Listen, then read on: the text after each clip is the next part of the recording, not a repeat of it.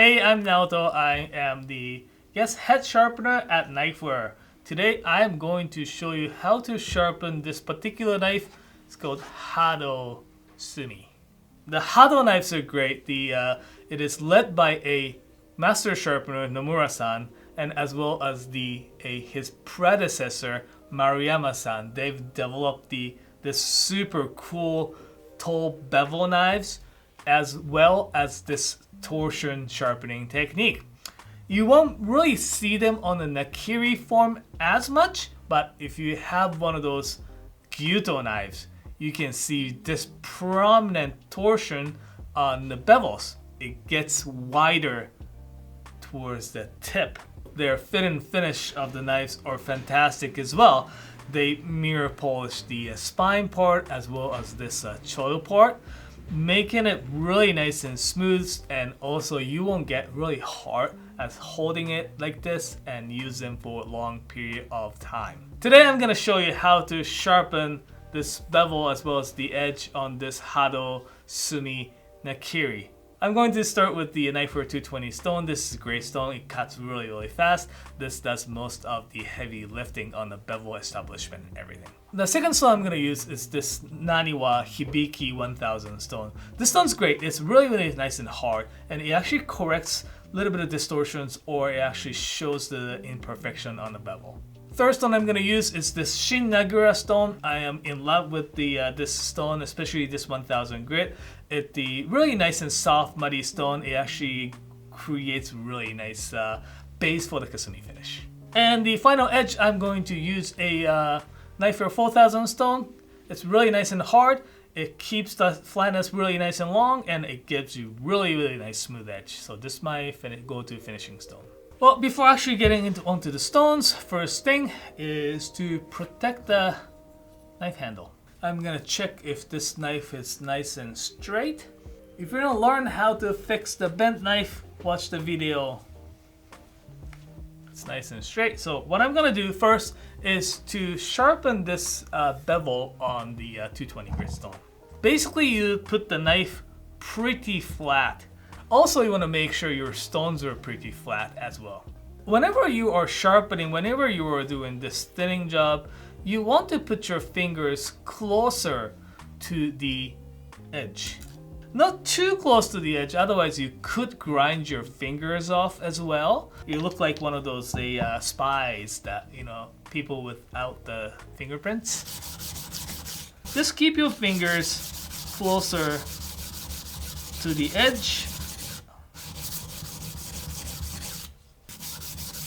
And you can kind of see where it's grinding. If you find your stone, especially 220 stone, is not doing or cutting as fast as you think it should, grab one of those, a regular chewing stone. What this does is not only to flatten the stone, but also roughs it up a little bit. As you may be able to see, there are a few spots that's not touching. It hasn't changed the scratch pattern or marks. So I'm going to try focusing on these spots here by pressing down from the other side. So one of the reasons why I started sharpening from the bevel down is really to maintain a really nice thinness of the edge. The knives are sharpened with kind of like two different bevels. One here, the other one at the very edge. Basic sharpening often only teaches you to sharpen just the final edge, which is fine for a little bit, but if you keep sharpening the final edge, or this, some call it the micro bevel, for long, what happens to the knife is that the knife edge can get very thick. So when you try to cut into potatoes, carrots, those type of root vegetables, what happens is that it tries to split. So it's really nice to be able to maintain the nice thinness of the edge. So that's why we sharpen the bevel first. So great thing about Hado is that when they're sharpening, they try to have as few so-called low spots as possible. When they're sharpening, they use this big wheel, and when they're grinding a bevel with the circular big wheel, what happens is that it can create the little low spots or make the bevel concavity. But they try their best to get rid of those, so it's actually easier to sharpen this way. But it's impossible to get rid of all the low spots, so don't worry if you see some spots that's not touching on the stone. So functionality, you can still see some spots that are not touching on this stone here. It's not going to affect the functionality of the knife. If you're focusing on trying to get rid of these low spots, it actually may affect the performance of the knife because you may thin your bevel too much. It's more than you want to, so it actually shortens the life of the knife.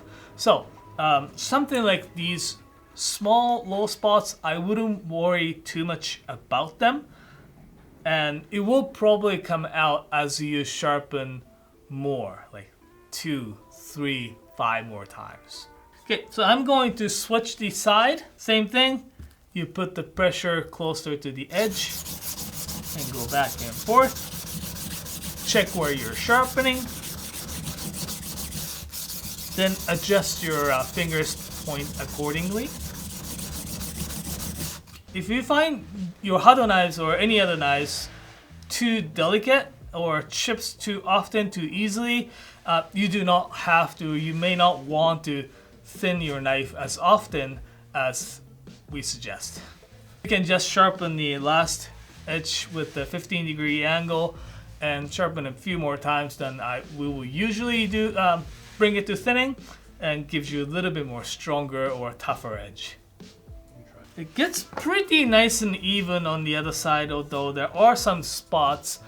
So there is a benefit of doing evening out the bevel, but there's a detriment side as well. If you do it too much, you make the edge too thin, make it too fragile, or sometimes you just take way too much steel off from the side and shortens the life of the knife as well. So I would stop right here and go on to the next stone. Alright, so this one here is the Naniwa Hibiki 1000, really nice vitrified hard stone. What I'm going to do on this stone here is to try to get all the scratches out, as well as to make sure again there's the bevel becomes nice and even. Basically doing the same. Put the finger closer to the edge first, probably about a couple millimeters away from the edge. Do back and forth motion, and once you get the really nice even finish around the edge, I will just focus a little bit more on the bevel part, which I just move my fingers upwards a bit. As you may be able to see here, this part, like just above the edge here, it's got a little smokier spots. That spots are ones that's a little bit lower. As long as it's not the edge, it doesn't come all the way to the edge, I wouldn't worry too much about them. It will get hidden by using actually the next stone up, and as you keep sharpening it, it will probably get sorted itself out.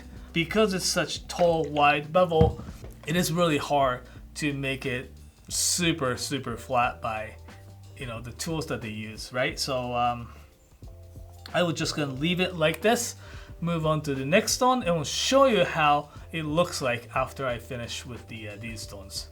Okay, I'm going to sharpen on the other side. Taking a lot longer than I thought.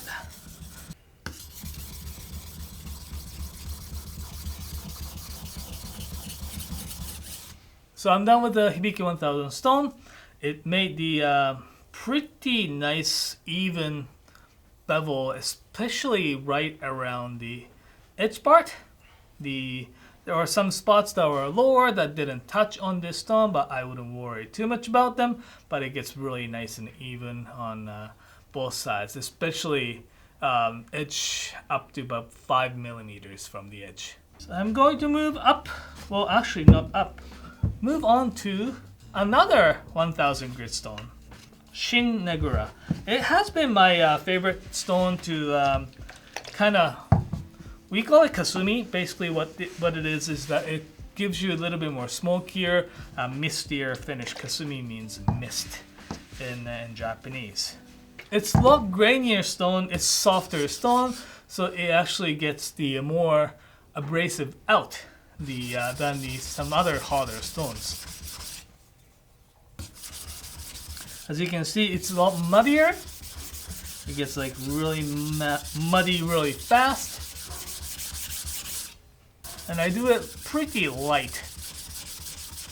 Kind of almost like try to build the slurry up on the stone here.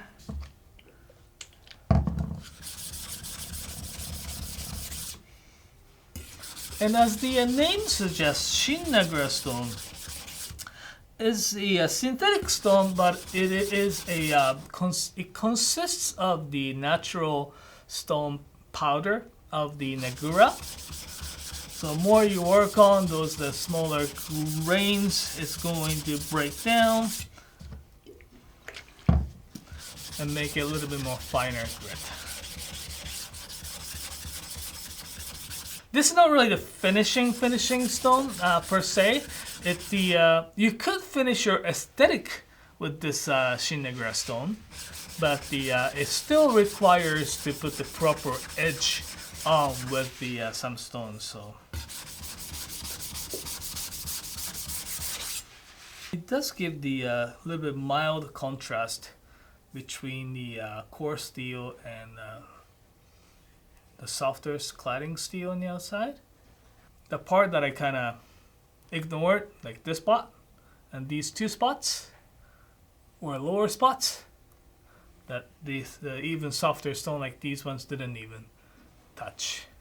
You could finish bevel like this way if you like it. If you want to go farther up, you can definitely take it to something like the Shin Negura 3000 grit. It gives you a little bit more polish on the edge and get the really nice smoky finish on the cladding steel as well. It's really up to you. This does look very similar, I guess, to the original. It's the contrast is not that prominent. It's not like, mirror polish versus like really smoky Kasumi. So you could finish it like this way. After finishing the whole bevel, you can just put the edges, put the final edge on with using, I'm probably gonna start from like 1000 grit. This Hibiki 1000 is great stone. It shouldn't take that long to finish. Just gonna finish with the full 1000 grit stone. This is going to make the edge really nice and smooth, but pretty versatile. If you want to learn more about the basic sharpening techniques, check out the other videos on the playlist.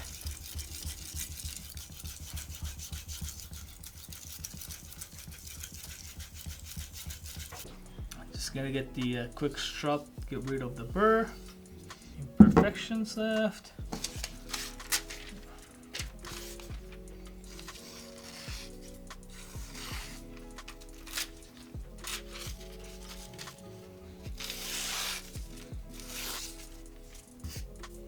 Yeah, that was kind of how you can sharpen a Hado Sumi or any other very similar knives with the very tall bevels like these ones. Let us know if you have any comments, questions. If you want to learn how to sharpen the specific knives, leave down at the comment section below. Thank you.